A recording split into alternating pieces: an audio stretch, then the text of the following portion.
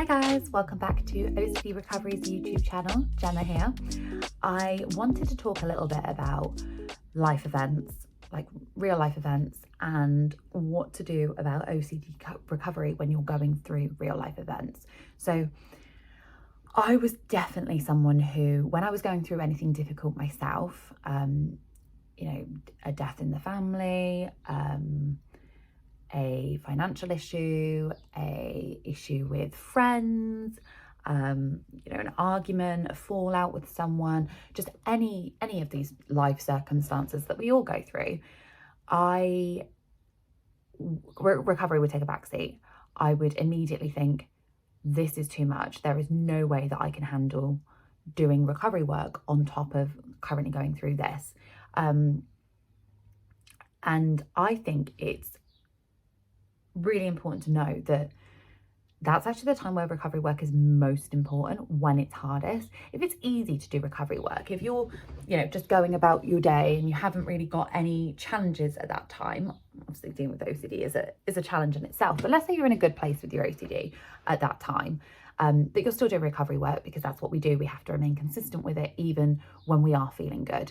So say you're having a week where, not much anxiety, not much going on, and you're being consistent with your recovery work. Yes, that's fantastic. It's really good that you're doing that, and you're still doing your exposures, you're not engaging in component. It's great that you're doing that. However, if you're having a week where your car's broke down, your grandparents passed away, you've just had a massive vet bill, you have injured yourself, if you have a week like that, which we all have, and then you remain consistent with your recovery work, that is fantastic. That is not only impressive, but also that is the time that it's really, really going to stick. If you're finding it easy to do, it's like, okay, this is just a thing that I'm doing. If you are being consistent and being disciplined to the point where you've got all this stuff going on around you and you're still prioritizing your recovery work, that is where you're going to make the most progress, because you are putting so much effort into that, and you're showing that that's a massive priority for you. It's not just, oh, I'll do it if I get time, or if circumstances allow. You are putting that as a massive priority, and your brain will know that. Your brain will know this is something that, regardless of what life throws at me, regardless of what OCD throws at me, what anxiety throws at me, I'm going to remain consistent with that. And you build this trust with yourself. You build this, I know that I'm going to do that because I've said that I'm going to do it. It's the same with exercise. When you stick to an exercise plan, you start to trust your discipline. You start to trust that I've said I'm going to do that thing, so I'm going to do it. And that's however I feel when I wake up in the morning. Obviously, if you're extremely poorly when you wake up in the morning, I don't recommend going to the gym. I get told off about that by my mum sometimes, because she's like, your heart rate. So yeah, obviously under those kind of circumstances, not recommend.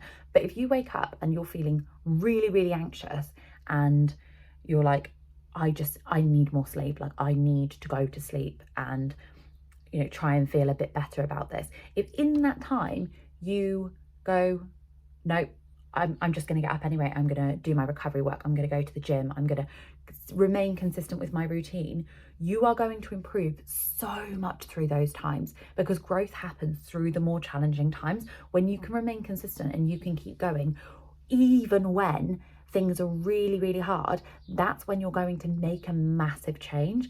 So it's so important to do it through those times. Yes, important to remain consistent through the mediocre, normal times as well, of course, but the time where you're going to make that progress is when you're doing it, even when it's really, really hard, because you're proving to yourself, I can do it even though it's really hard. I can remain consistent even in the face of adversity. When other people would be crumbling at something, I can remain consistent during that. And this isn't just for OCD recovery that we should do this. It's just for life in general, just because it teaches you to deal with situations that otherwise you would just crumble at. Some people don't deal with situations very well, and as soon as they have anything come up, it's like, well, this is the end of the world. And that's because they've never had to learn these principles that we've had to learn.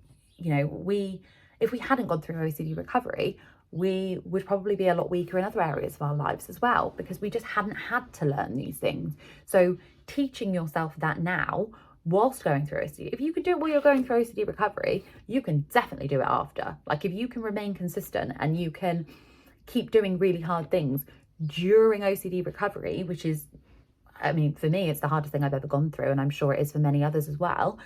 If you can remain consistent during that time, imagine what you can do when you're not experiencing chronic OCD. Like, imagine when you're not having to constantly fight against that, what you'll be able to achieve and what you'll be able to go through without giving in, and without just falling into behaviors that aren't healthy and don't serve you. Thanks for watching, guys. And if you want to inquire about OCD Recovery's coaching services, send an email to phil@ocdrecovery.com, or the number for WhatsApp is on the next screen. Thank you.